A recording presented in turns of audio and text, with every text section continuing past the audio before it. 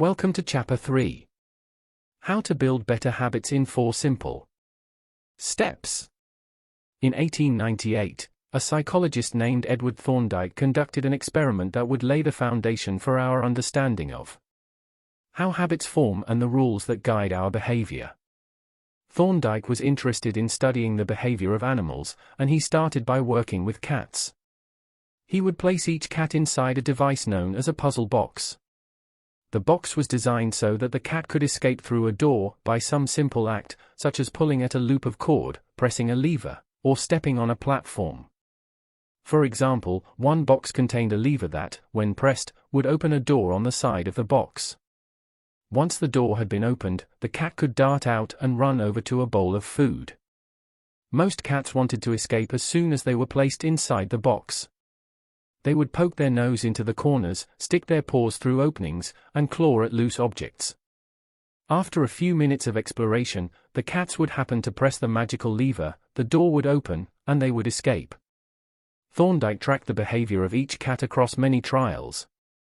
In the beginning, the animals moved around the box at random. But as soon as the lever had been pressed and the door opened, the process of learning began. Gradually, each cat learned to associate the action of pressing the lever with the reward of escaping the box and getting to the food. After 20 to 30 trials, this behavior became so automatic and habitual that the cat could escape within a few seconds.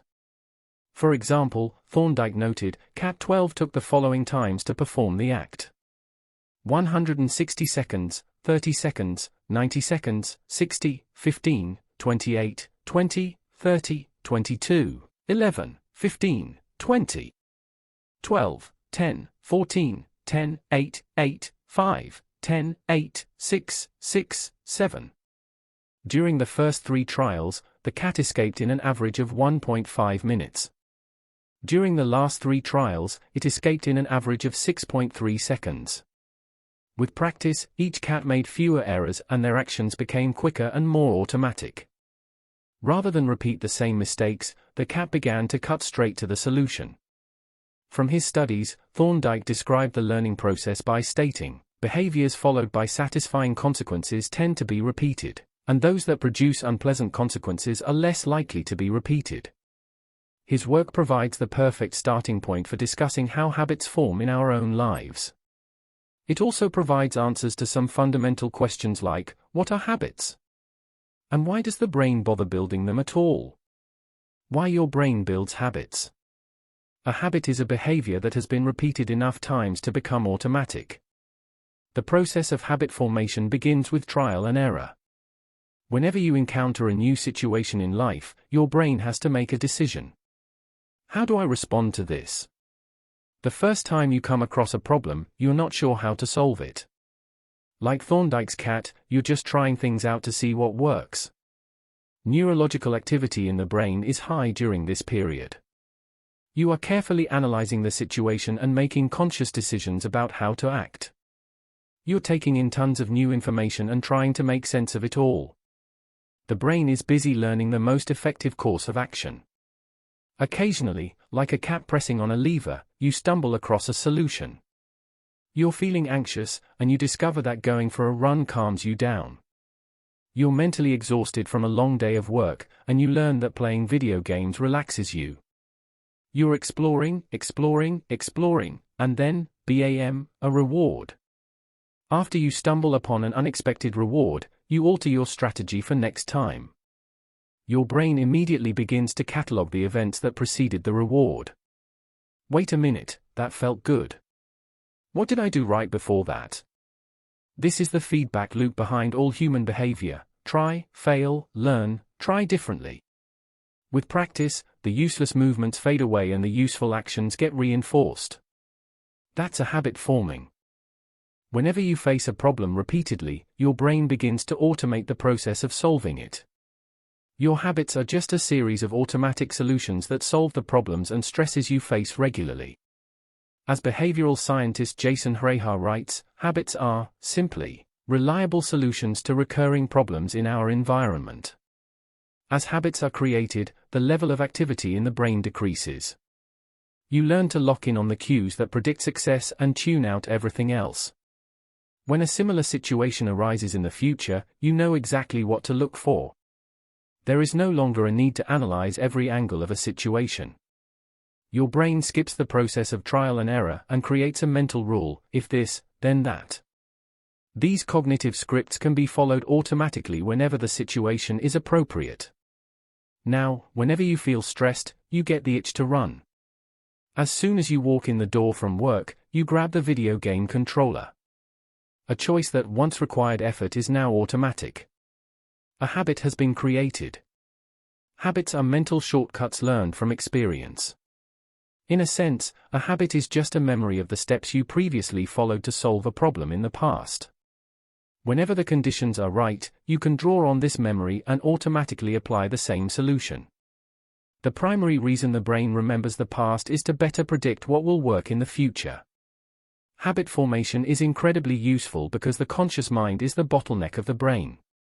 It can only pay attention to one problem at a time. As a result, your brain is always working to preserve your conscious attention for whatever task is most essential. Whenever possible, the conscious mind likes to pawn off tasks to the non-conscious mind to do automatically. This is precisely what happens when a habit is formed. Habits reduce cognitive load and free up mental capacity, so you can allocate your attention to other tasks. Despite their efficiency, some people still wonder about the benefits of habits. The argument goes like this: will habits make my life dull? I don't want to pigeonhole myself into a lifestyle I don't enjoy. Doesn't so much routine take away the vibrancy and spontaneity of life? Hardly. Such questions set up a false dichotomy. They make you think that you have to choose between building habits and attaining freedom. In reality, the two complement each other. Habits do not restrict freedom. They create it. In fact, the people who don't have their habits handled are often the ones with the least amount of freedom. Without good financial habits, you will always be struggling for the next dollar. Without good health habits, you will always seem to be short on energy. Without good learning habits, you will always feel like you're behind the curve. If you're always being forced to make decisions about simple tasks: when should I work out, where do I go to write, when do I pay the bills, then you have less time for freedom. It's only by making the fundamentals of life easier that you can create the mental space needed for free thinking and creativity. Conversely, when you have your habits dialed in and the basics of life are handled and done, your mind is free to focus on new challenges and master the next set of problems.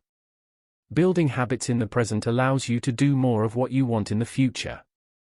The science of how habits work.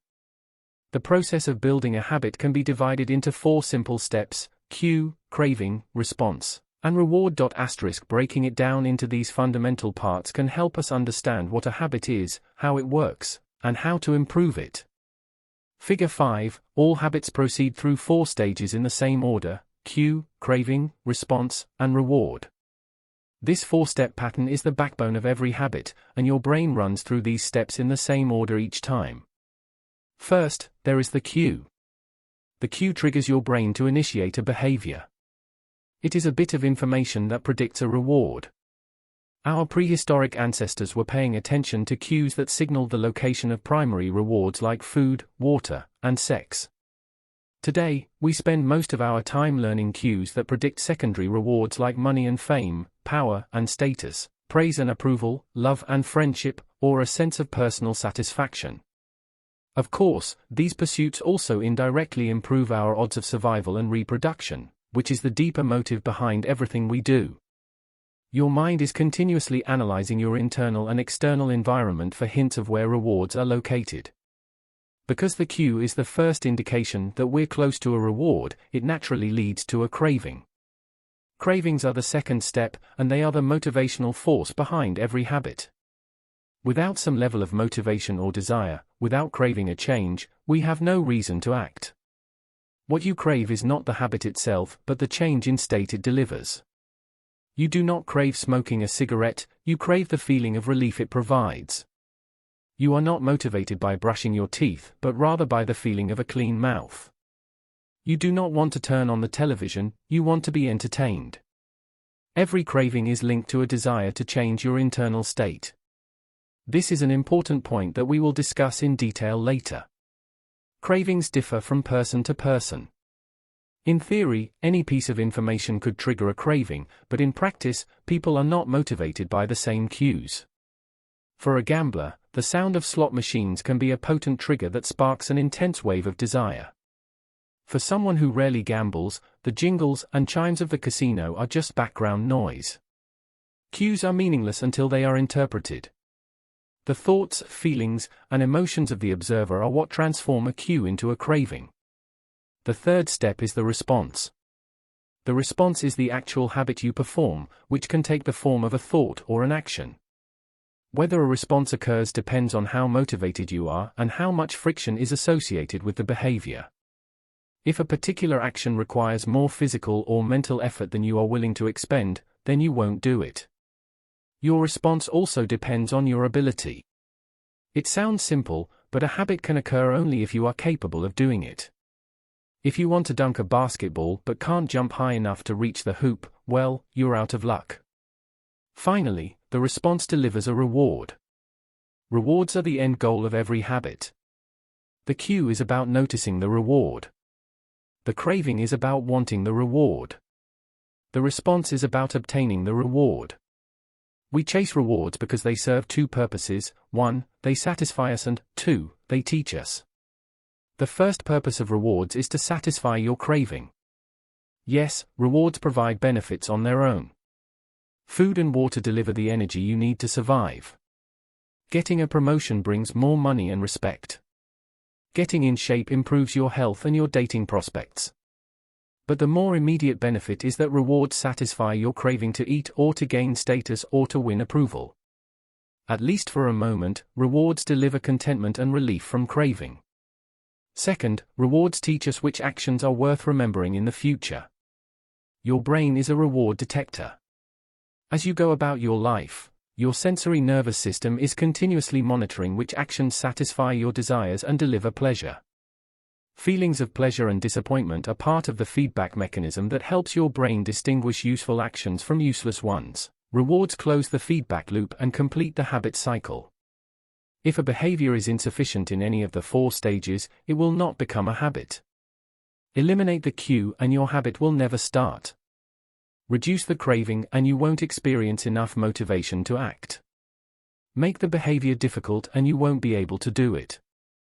And if the reward fails to satisfy your desire, then you'll have no reason to do it again in the future. Without the first 3 steps, a behavior will not occur. Without all 4, a behavior will not be repeated. The habit loop. Figure 6, the 4 stages of habit are best described as a feedback loop. They form an endless cycle that is running every moment you are alive. This habit loop is continually scanning the environment, predicting what will happen next, trying out different responses, and learning from the results. In summary, the cue triggers a craving, which motivates a response, which provides a reward, which satisfies the craving and, ultimately, becomes associated with the cue. Together, these 4 steps form a neurological feedback loop: cue, craving, response, reward, cue, craving, response, reward, that ultimately allows you to create automatic habits. This cycle is known as the habit loop. This 4-step process is not something that happens occasionally, but rather it is an endless feedback loop that is running and active during every moment you are alive, even now. The brain is continually scanning the environment, predicting what will happen next, trying out different responses, and learning from the results. The entire process is completed in a split second, and we use it again and again without realizing everything that has been packed into the previous moment. We can split these 4 steps into 2 phases, the problem phase and the solution phase. The problem phase includes the cue and the craving, and it is when you realize that something needs to change. The solution phase includes the response and the reward, and it is when you take action and achieve the change you desire. Problem phase. 1. Cue. 2. Craving. Solution phase. 3. Response. 4. Reward. All behavior is driven by the desire to solve a problem. Sometimes the problem is that you notice something good and you want to obtain it. Sometimes the problem is that you are experiencing pain and you want to relieve it. Either way, the purpose of every habit is to solve the problems you face. In the table on the following page, you can see a few examples of what this looks like in real life. Imagine walking into a dark room and flipping on the light switch. You have performed this simple habit so many times that it occurs without thinking. You proceed through all 4 stages in the fraction of a second. The urge to act strikes you without thinking. Problem phase. 1. Cue, your phone buzzes with a new text message. 2. Craving, you want to learn the contents of the message. Solution phase. 3. Response, you grab your phone and read the text. 4. Reward, you satisfy your craving to read the message. Grabbing your phone becomes associated with your phone buzzing. Problem phase. 1. Cue, you are answering emails. 2. Craving, you begin to feel stressed and overwhelmed by work. You want to feel in control. Solution phase. 3. Response, you bite your nails. 4. Reward, you satisfy your craving to reduce stress. Biting your nails becomes associated with answering email. Problem phase. 1. Cue, you wake up. 2. Craving, you want to feel alert. Solution phase. 3. Response, you drink a cup of coffee. 4. Reward, you satisfy your craving to feel alert. Drinking coffee becomes associated with waking up. Problem phase. 1. Cue, you smell a donut shop as you walk down the street near your office. 2. Craving, you begin to crave a donut. Solution phase. 3. Response, you buy a donut and eat it. 4. Reward, you satisfy your craving to eat a donut. Buying a donut becomes associated with walking down the street near your office. Problem phase. 1. Cue, you hit a stumbling block on a project at work. 2. Craving, you feel stuck and want to relieve your frustration. Solution phase. 3. Response, you pull out your phone and check social media. 4. Reward, you satisfy your craving to feel relieved. Checking social media becomes associated with feeling stalled at work. Problem phase. 1. Cue, you walk into a dark room. 2. Craving, you want to be able to see. Solution phase. 3. Response, you flip the light switch. 4. Reward, you satisfy your craving to see. Turning on the light switch becomes associated with being in a dark room.